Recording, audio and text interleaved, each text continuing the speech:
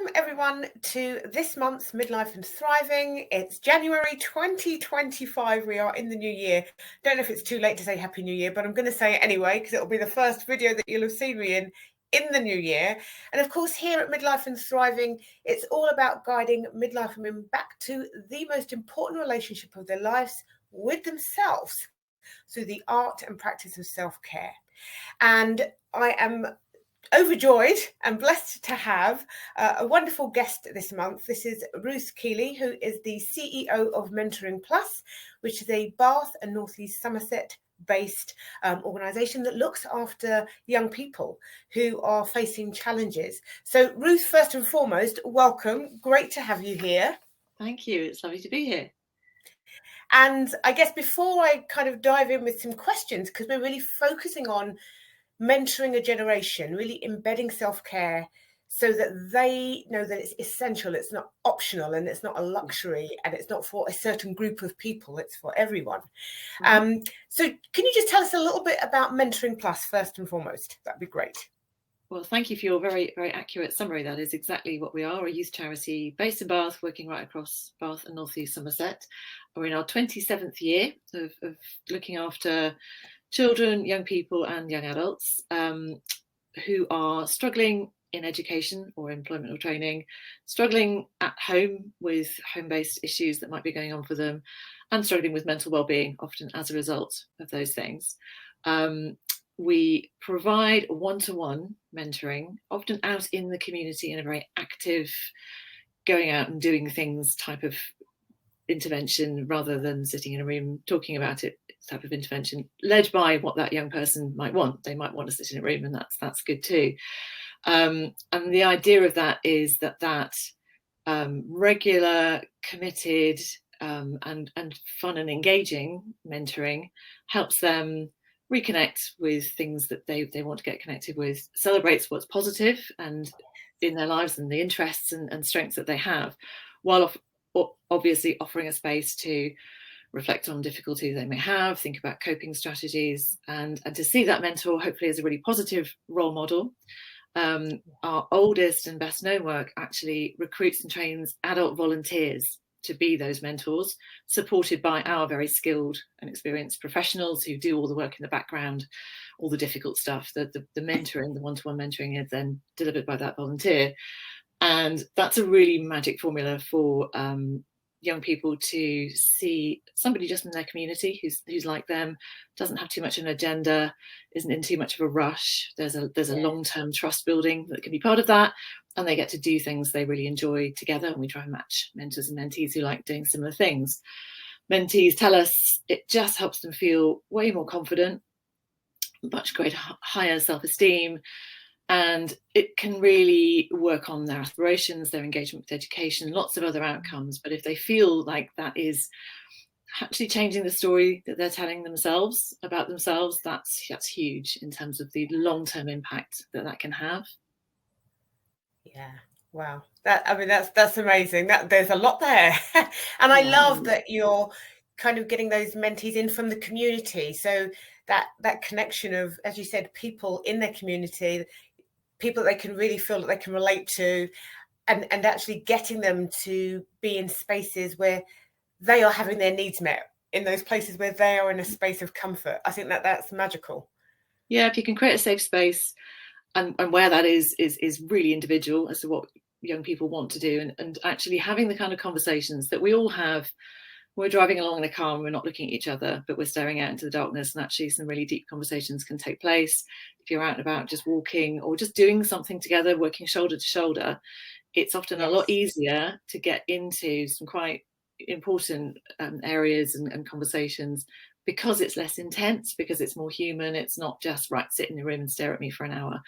A lot of young people really benefit from those kinds of interventions as well. I'm all for them, but I think we find young people find it easier to engage with mentoring because of that active nature of it, and that reconnection that they can achieve. Yeah, amazing. And I just want to add, Ruth and I are connected through another amazing organisation called Bath Women's Fund, which is a local giving circle. And we, through the Giving Circle, we support lots of local groups and organisations, much like Mentoring Plus, really ensuring that the community at the grassroots, as far as I'm concerned, gets the needs and the support that it needs to deliver this such meaningful and necessary work. And such a powerhouse of women getting together to try and make change and just cut through a lot of detail and just say, okay, let's go and do things we think are important, where we've got lots of knowledge, lots of insight, and it's our community and we really care about it. Yeah, amazing stuff. Yeah, it's wonderful. Okay, so let's just dive into some questions then. So let's begin with the state of young people's well-being. I think that seems to be like the right place to start. Yeah. So what are some of the biggest challenges you see young people facing, be that emotional, mental or physical health? Absolutely. So I think a lot of challenges that we see young people are very similar to ones that we would have experienced growing up. It can be difficult to navigate education. There's going to be dynamics and difficulties in every family. It can feel like there's a lot of pressure on people, and part of being young is not knowing exactly what's going to happen next and how you cope with that. I think differences compared to, I'm in my 50s, which I'm happy to share, to when I was growing up are a lot around social media. And I don't demonize social media. I think it's got some positives as well, but feeling like you're always on show, I think that is a difference compared to when we were growing up.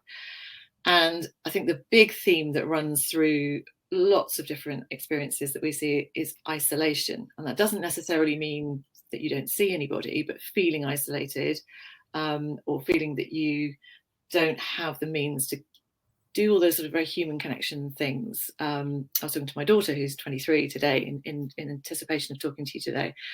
And she said, oh, well, it's bed rotting, isn't it? And I said, bed rotting, that's a great phrase. It's not one I'd heard, which is that sense that you can stay in bed and you can be connected to hundreds and hundreds of people via social media, but actually you have no quality of connection at all.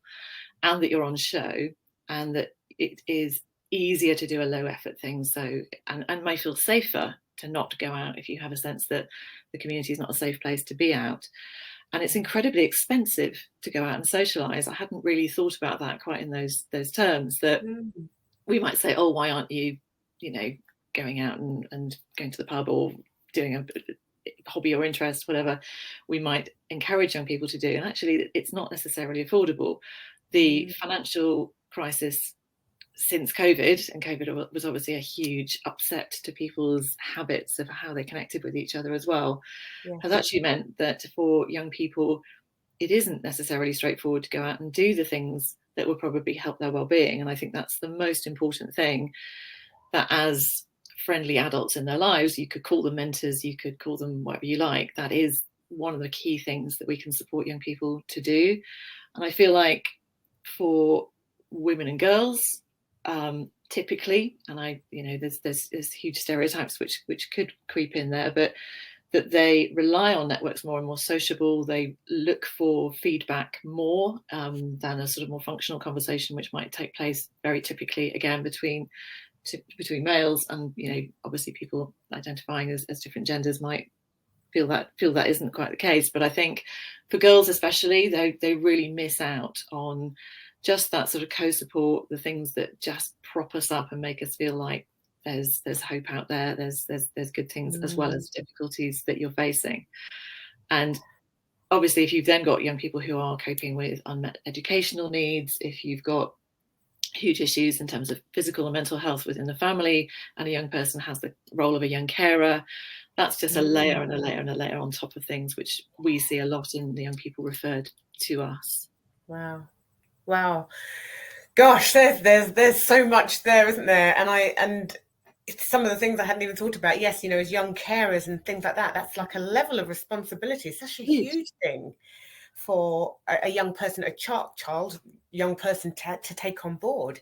Yeah. And I guess, so part of me then thinks that, well, that makes this topic about self-care even more important, even more necessary, because they need to understand that whilst it's, yes, being a carer is incredibly important. And in many ways, I like to think of our ability to care for each other or for others as a gift. But fundamentally, the need to look after ourselves is heightened in those situations. So how do you see mentorship influencing a young person's understanding of self-care, and it's the importance in their lives? No, absolutely. And one of the first things we talk about when we're training new mentors is being your authentic self, which gives permission to the young person to be their authentic selves. It also means that they can trust you, because if you're trying to be something you're not, they will see through that and it will feel weird and incongruous. So that should also reassure. Anybody can be a great mentor or advice giver or caregiver just by saying, this is me, I'm accepting myself for how I am. I'm not trying to label myself as good or bad. I'm a complex mixture of all my experiences. This is who I am.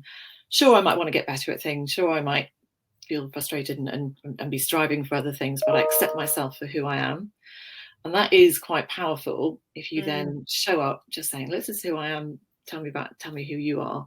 Tell me what you're interested in. Tell me what excites you. And that's not necessarily easy to get into, but once you have a trusting relationship, it can mean that a young person does feel able to say, I kind of feel like this way, which I can't always name very easily, or I've got an aspiration that I feel like I don't want to talk to people about because I'm shy about it. Those sorts of things can come out.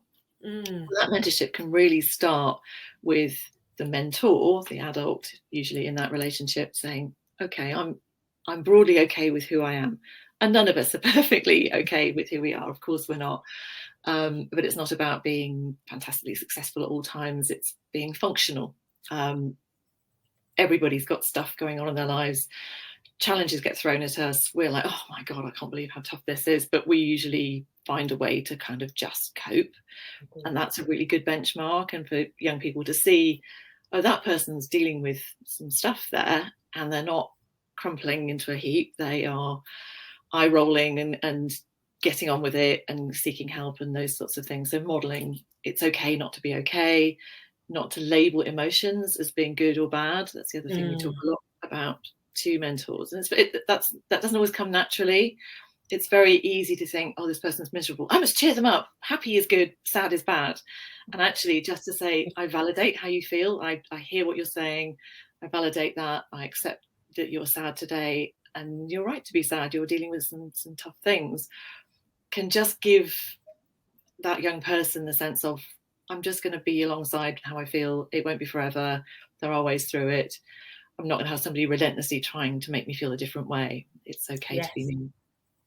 Yeah, I love that. I love that, the acceptance of where you are in any given moment, and not labeling it good or bad. You know, it's good if you're always happy and joyful, and it's bad if you're sad and you're angry. And actually, our emotions are always there to tell us something. There's always something being said within that, and it's much more important to take the time to perhaps reflect on that and get a sense of what that might be than it is to be thinking about, oh, I have to change, I've got to get out of this mood and I must get to the next one. Which for me just heightens anxiousness and all of those things, which clearly we don't want to be doing, want to be seeing less of that. So, I mean, given that many young people, and I can only talk about this from my experience, kind of have a belief that self-care is perhaps a bit indulgent, perhaps a bit unnecessary, and perhaps because they have quite often seen their parents, and I'm going to say their mothers in particular, almost like put their self-care aside to do all these things for all these other people. They've probably seen a lot of that. So how can mentors and organisations like yours really kind of help to shift that narrative? I think it's a really interesting one.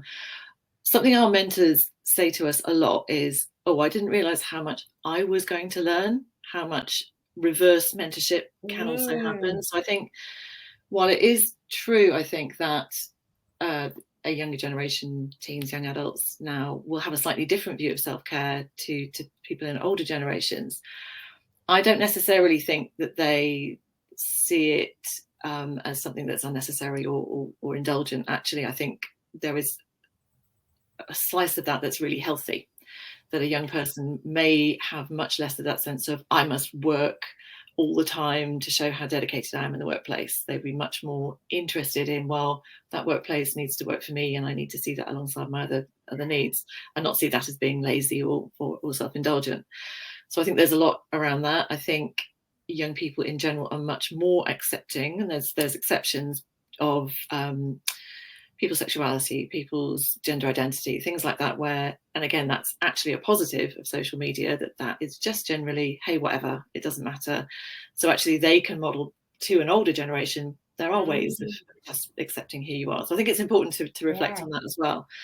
What I would say is, I think there's a sort of instant gratification side of self-care, which a young generation might be drawn to. And that, again, could be internet based, where if you go to the gym, if you look like a piece of string, if you eat these foods or don't eat these foods, or if you distract yourself by being in a virtual world, you don't have to deal with the difficulties around you. There's a sort of, I want it instantly, and to see well-being as something that's very visual. I think that's quite a powerful part of people's experience of that we don't necessarily, and I think this is true again of women more than that, you can get separated from the idea of, my body is a three-dimensional machine that needs fuel and it needs maintenance and it needs looking after.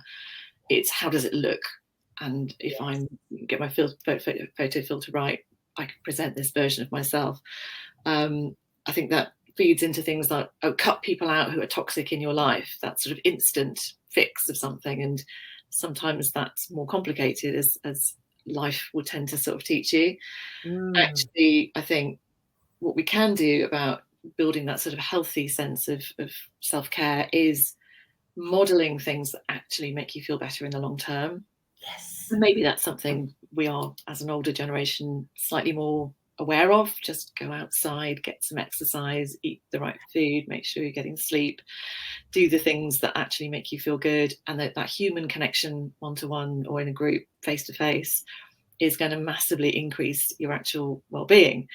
And that is something that, as mentors or as adults, as carers, as parents, it's not always easy to model, because we're tired and we want to stare at a screen ourselves.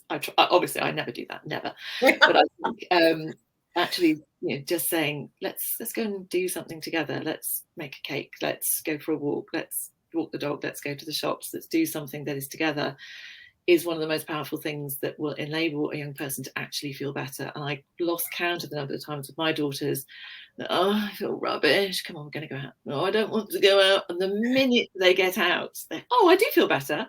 Just remember next time, when you get outside in the sunshine and you're walking along and you've got the natural rhythm of using your body and all the things around you that just remind you that it's a big world and it's beautiful. Could you remember that bit next time I have to nag you for 5 minutes before you put it on? So true. And I loved what you were saying about that sense of understanding what self-care truly is, because I do think there is this misconception, self-care is about how much makeup you wear. I mean, all of that kind of outward stuff, and making sure that you're a size this and all this kind of crazy stuff, which for me is not self-care. I'm not saying that it is and it's not. I mean, looking after yourself, absolutely, but looking after yourself for what purpose is a whole different thing. And if you're just looking after it to maintain an image, a look, then that's not self-care. That's just an ego thing going on. We might be presenting quite a negative role model to people around us. Exactly. Workplace and the family, just saying, look, this is, I must deny myself this, I must sacrifice that, I must strive for these things. And if that genuinely leads to happiness, that might be absolutely right for some people and not for others. And it might lead us to just neglect those things that actually make us, what we're evolved to be. We're funny little Stone Age people living in a modern world, and sometimes that is difficult to live with and to thrive in terms of your health and your well-being and your sense of, this is what my purpose is. It's complicated. If it was easy, we'd all have fixed it by now. I'd like to think so. Great, isn't it? And I think you've probably already touched on my next question, because really, what are some of those practical things that young people can be doing to integrate self-care into their busy lives? Because they're doing lots of things too, whether they're in the education system or beyond that and in work, or neither of those places. Their time can be filled with lots of things. What are some of the practical things that you kind of encourage your young people to do? So if we think about education and then outside education in two different ways, I think our education system, as lots of young people are experiencing it right now, is hugely under-resourced and hugely targeted towards attainment at all costs. I don't blame schools for that for 1 second. If you, as a school, are given your budget according to how many people are on roll, and the number of people on roll is affected by your exam results, you are going to spend all your time thinking about exam results. Teaching to the exam is something that schools have got very good at doing. So exam results keep going up and up. It's not that that's not fake. They are passing those exams up, but they're not necessarily really able or have resources to teach young people to enjoy learning, to enjoy a subject that they're just passionate about and don't need an exam at the end of. We definitely see schools having far less resources for things like art, music, drama, sport, the things that go around the outside of those academic attainment subjects. Because many students, they love academic attainment, and that's okay. For lots of others, it can just feel like school has nothing to offer them, and it feeds into that sort of perfectionist sense of I must be as good as I possibly can be, and if I can't do it, I'm too anxious. And the rate of emotionally based school avoidance, IBSA, is huge here in Baines. It's huge across the UK, partly driven by the experience that young people had of COVID and the sort of social contract that we broke, that school would always be there and then it wasn't. And okay, well, does that mean we don't have to attend then? I think that's amplified something that was there already, which is school is actually really, really difficult for a lot of students. And if you're in a school and you've got a classroom of 30 young people and one is really needing lots of extra support, that's hugely difficult to deliver. So that tends for those young people to be dealt with in a sort of a disciplined way. This is it's about their behaviour rather than seeing it about their needs. And that's a lot of the work that we do, advocating for families and for young people in schools to say, if you could just do this one or two things, like could they come in the side door because it's really, really spiking their anxiety to come in the main door? Could one member of staff be their named member of staff? That can transform attendance and engagement. Just those simple little things. So, we can do a lot to help young people in education, while accepting that the education system is doing absolute best that it can with resources that are really, really shrinking, particularly in terms of pastoral care. I think outside the school system, one of the most powerful things you can do with a young person is take them for a walk. Is just go for 2 or 3 Ks, nothing too taxing unless they particularly want to. Often a walk with a purpose is quite a nice thing. Let's go into town and we'll go to that shop and then we'll walk home again, but we might have a hot chocolate on the way home. That was always much easier for me to find in young people than let's just go for a walk.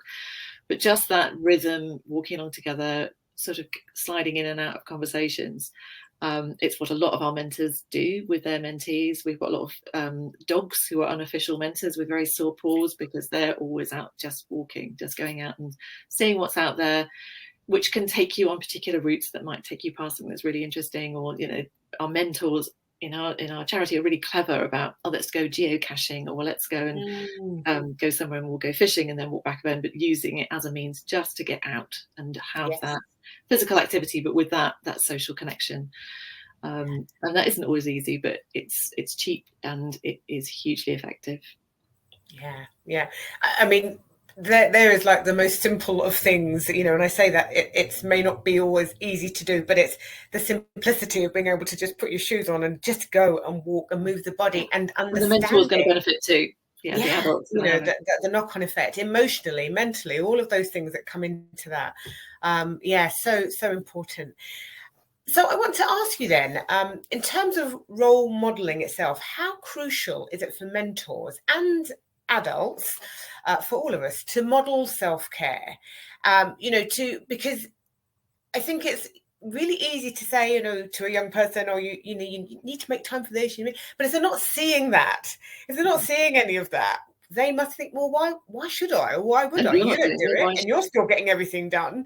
So, how important, how crucial is it for us to make sure we do that, and that we verbalize it, if you like, if we communicate it to them? I think it's really important, and it's hugely important for that person who's doing the role modeling to think, even if I don't really value this for myself, I'm going to do it because it's a really good thing. And actually then they will value it for themselves. So I'm going to go and take some exercise. I'm going to go and just sit down and read a book for an hour. I'm going to do something that's going to make me feel good. And to value it at the same level as we might sort of doing the errands and the chores and the work and things. I'm always coming home from work. I've quite a full-on job. I love my work. It's very verbal. I talk all day to people. That's what I do. I like talking, but at the end of the day, I'm slightly kind of mouth open, stare at telly type place. I'm just like, oh, I've got nothing left. And, sometimes I'm thinking, I'm not prioritizing that time that I could be having with my husband, with my kids, with my friends, doing the things that we all work in order to be able to do. Yes. It's very easy to get into that sense of work is everything. And it's great to do a job that you care about and, that is absorbing and interesting. If you can just say, do you know what, every Tuesday I'm going to go and do this, at a weekend I'm going to go and do that, because that's what's going to make me feel better and make me the best version of myself for work and for my family and for the things that I care about. That's quite powerful and actually not that easy. I don't underestimate. It's not always straightforward to think all I want to do is stare at the TV. All I want to do is go to bed. And maybe that is also to say, do you know what, I have nothing now. It is okay for me to say, I'd love to chat. I haven't got anything for you right now. Let's do something another day, and that's authentic as well. Yeah, and absolutely choosing what's right in the moment, because if you're completely flat out and exhausted, sitting down in front of the TV and doing nothing other than just like almost watching the screen, if that feels right in that moment, yeah, so be it.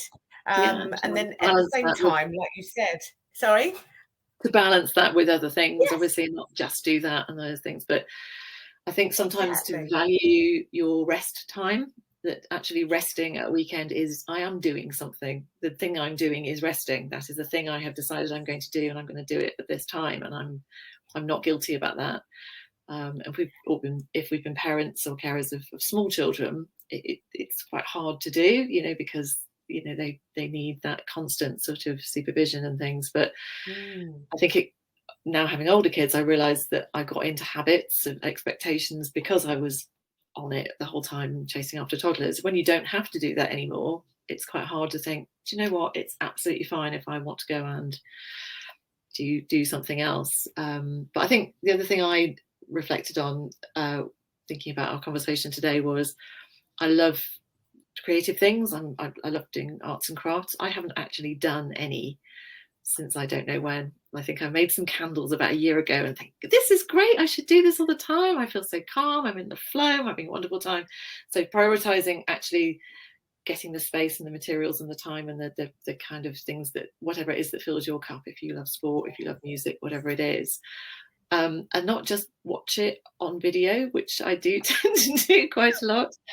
I love watching people making pottery. I've done pottery once, I loved it. I haven't got around to going again, but I'm going to go and do it. I'm just going to get some I love that. That's brilliant.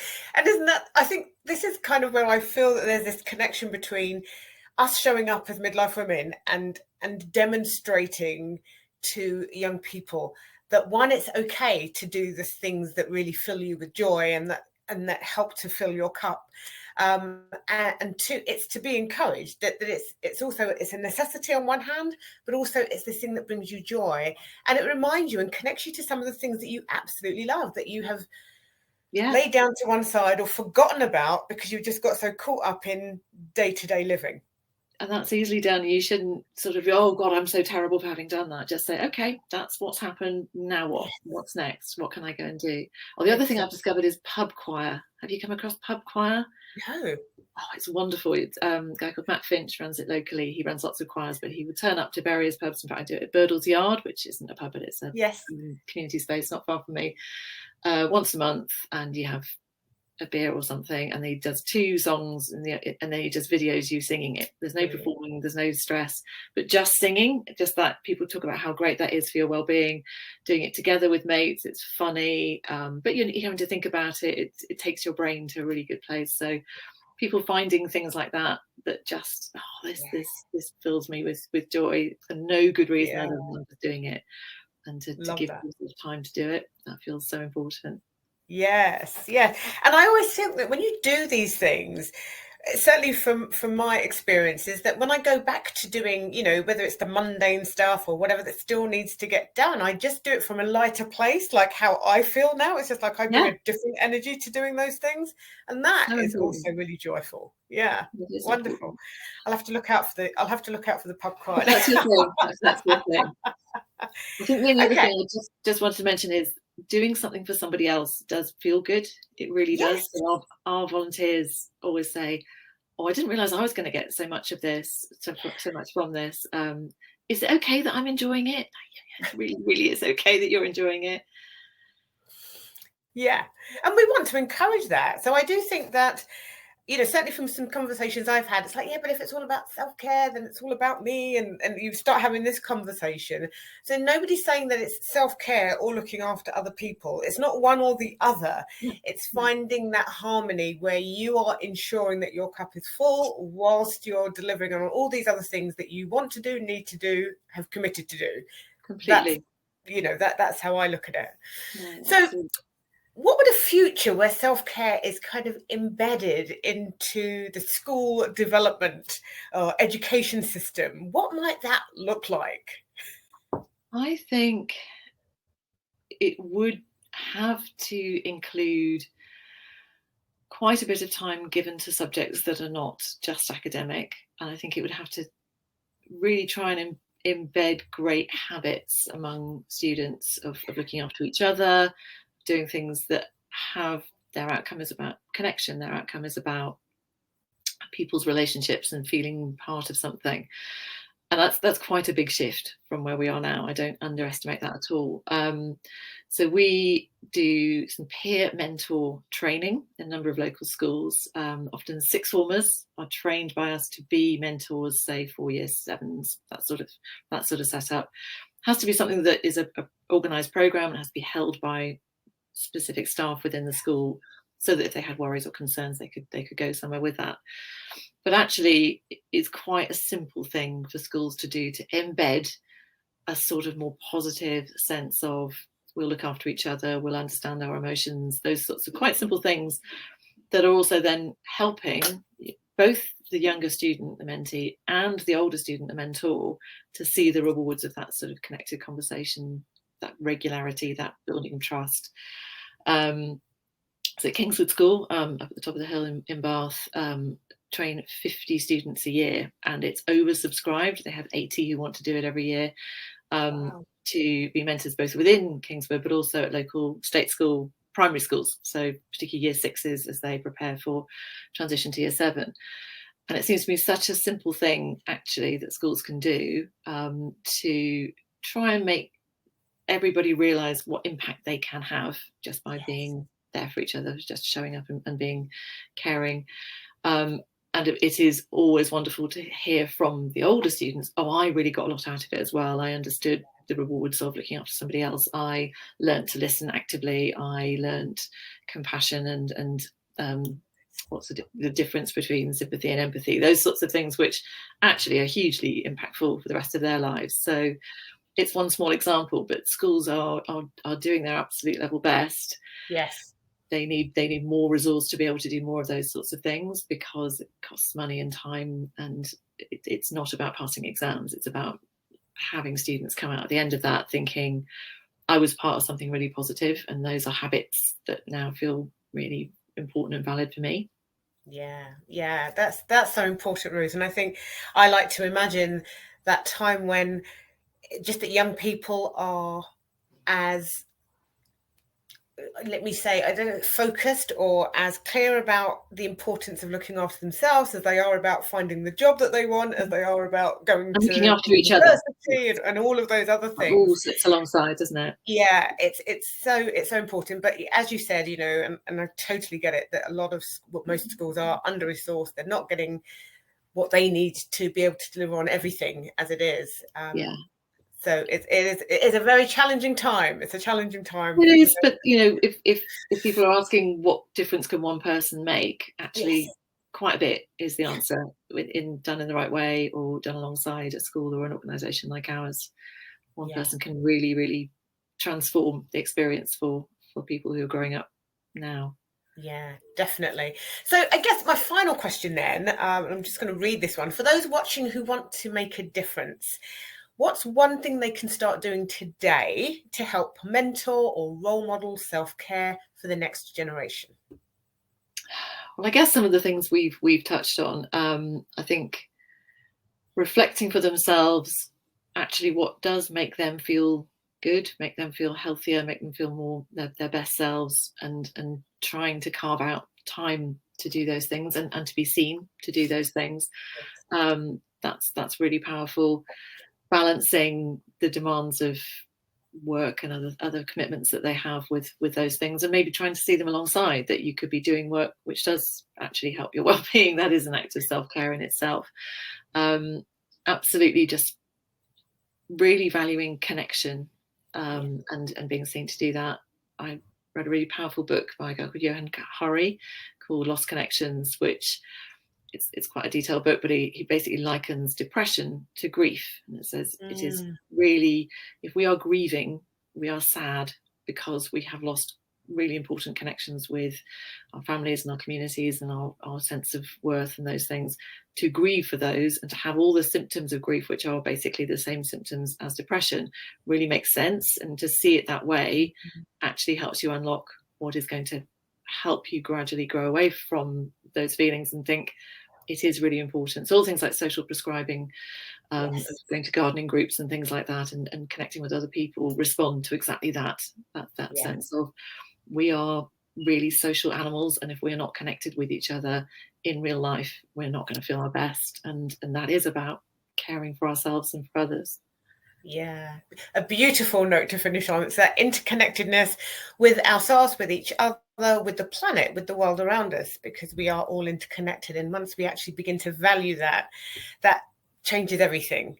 And so I think that's, as a mother, as an aunt, all those things, I definitely feel like that is something, I want to ensure that I'm showing up and doing, so that they can step into those positions and places and feel like, and this is good for me to do, and it's not just about me or for me, it's for the wider good.